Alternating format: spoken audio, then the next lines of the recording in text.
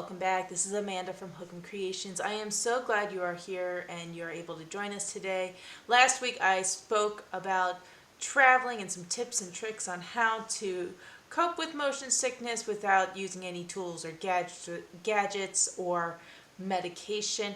And now, again, we're getting into the holiday season. We're getting ready to travel, but this time we're going to be talking about how you can travel with your knitting and crocheting on a plane. I have flown several times over the last how many years I've been alive, and the last, I'm going to say 2 or 3 times that I have flown, I have been able to fly with my knitting and crocheting. This is usually a bigger topic than road trips, only because of security. Here in the United States, we have TSA. It is a security protocol and association to make sure that 9/11 doesn't happen again. I grew up remembering 9/11. It was days before my 8th birthday.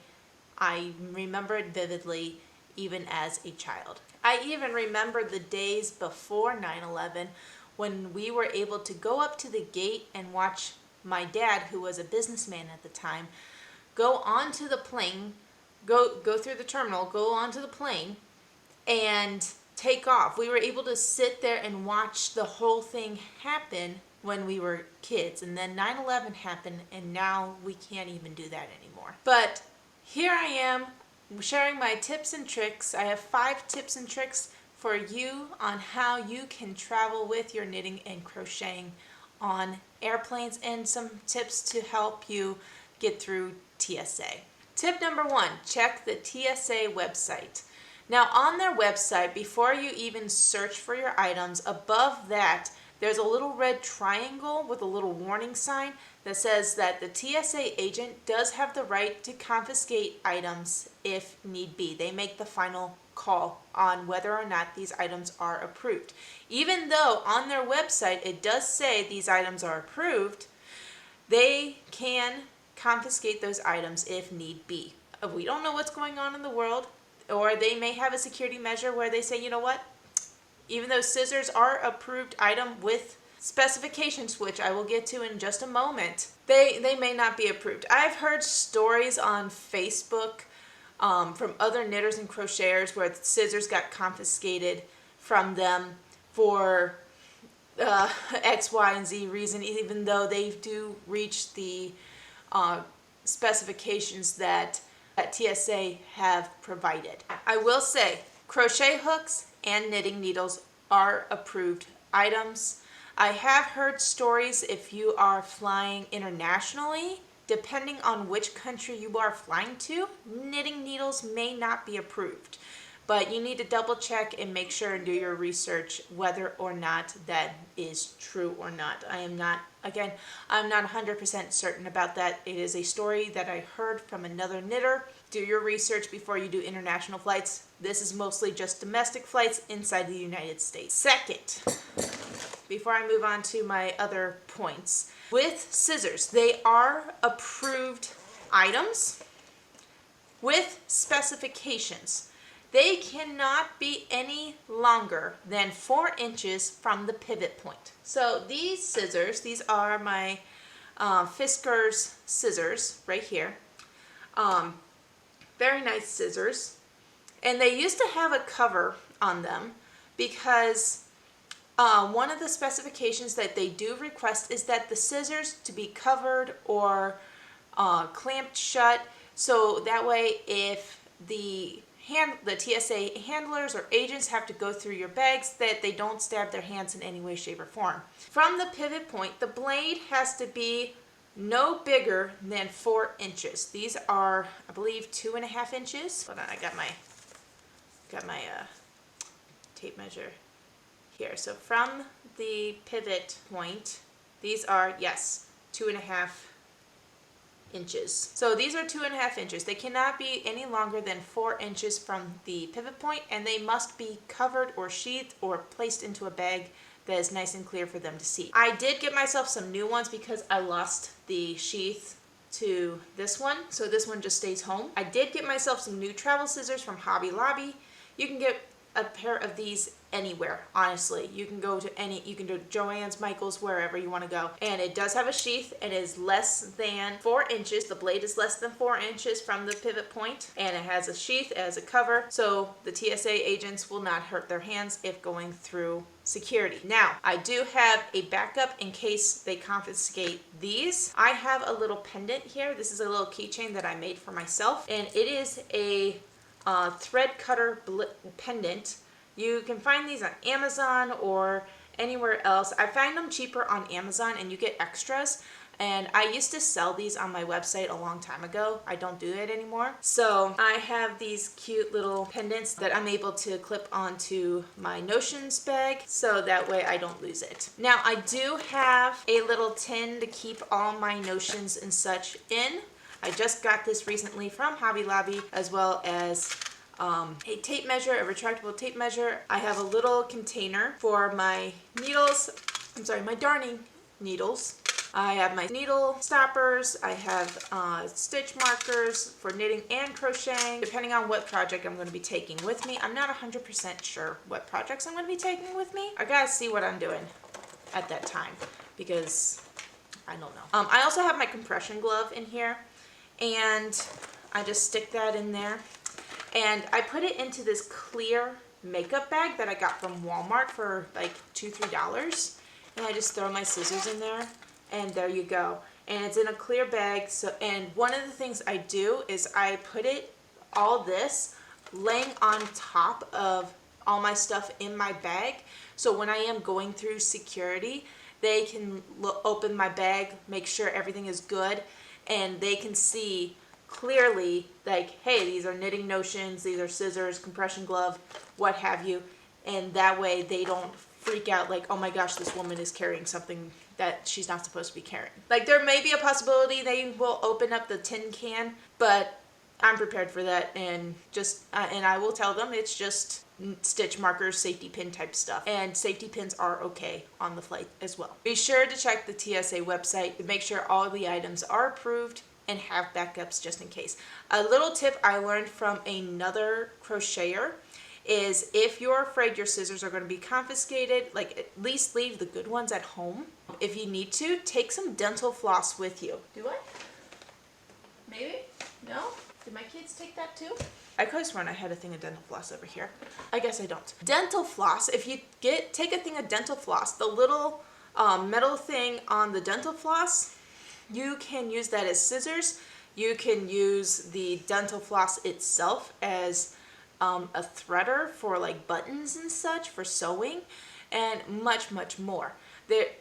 Someone created a TikTok video. I wish I remember who made the video, but they had a whole video on what you could use dental floss for knitting and crocheting while traveling and such, so you don't lose your scissors to TSA. So definitely look into those tricks. I will keep you informed about that if I find them. Now moving on to tip number 2. That was a long tip number 1, but that was a big serious one that we had to get into. All right, so now tip number 2 is get yourself a nice backpack for crafting. I have the Ludus backpack. This was the one that was going all over craziness on TikTok, and I went ahead and bought it. This was back when they only had like 2 or 3 colors as options, and now they have multiple options. I love this bag so much. My sister saw it, and she goes, how big is that bag? And I go, big enough that I was able to fit a blanket project in here and then some. And my sister is a big blanket person. She loves to crochet blankets. So for Christmas one year, I got her this bag in the army green color. So I absolutely love this bag. I was able to fit I think 3 1-pound skeins of yarn, some smaller skeins of yarn for another project. So I had a knitting project, a crochet project. I had a binder. I had my iPad Pro with the keyboard because I was still doing work on my trip. And I was able to fit my Nintendo Switch in here. I was able to fit a bunch of other things. Oh, cables, my charging cables. I was able to fit my charging cables in here. I mean, and it still was able to fit underneath my seat as a personal item. It works and it's fantastic. It is huge. And I'm able to store all my stuff in here and my wallet. I forgot I was able to fit my wallet in here and put my purse into my carry-on, which worked out perfectly. So definitely get yourself a crocheting backpack that works for you. I cannot recommend this bag enough. It is linked in my Amazon links, affiliate links, down in the description box, and you can find it under tools and notions when you go to the storefront on my Amazon page. So definitely go check it out and get yourself a nice backpack. Now they have backpacks that have laptop slots and are designed for traveling. So definitely go find yourself one. I cannot recommend this bag enough. It is a great bag to have even on the road. Love that bag. Tip number 3. This one, I cannot express this enough. Leave the big projects at home, and especially the expensive projects at home.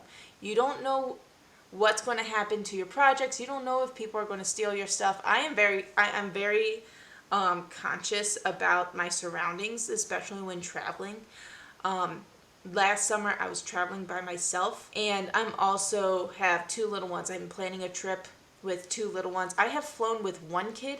This will be my first time flying with 2 kids, and they're both very young and very active, and they can run off in a moment's notice. But I do not like bringing expensive yarn with me for these types of trips.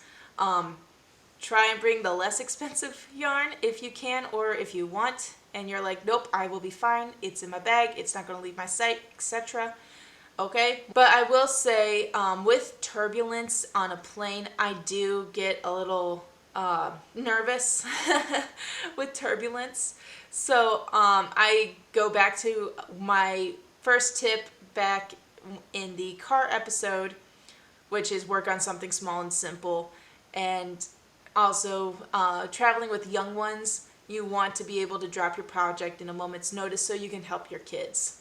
So definitely keep it small and simple if you can, if you need to. But if you can knit or crochet those complicated projects on a plane and have no issues because, I don't know, you're a pro at flying, or you don't have any kids with you and it's just you and you are like, yep, I can totally do this, it's totally fine, then by all means, go for it. Now, I did cover this in tip number 1, but tip number 4 is get yourself a clear bag to put all your notions in. So when you go through security, they see it right at the top. And I do place it on top, but also it's a nice little bag to keep everything together so you don't lose it on the plane. So definitely get yourself, again, this is like a little makeup bag that I got from Walmart for a couple bucks. And I'm able to keep everything here.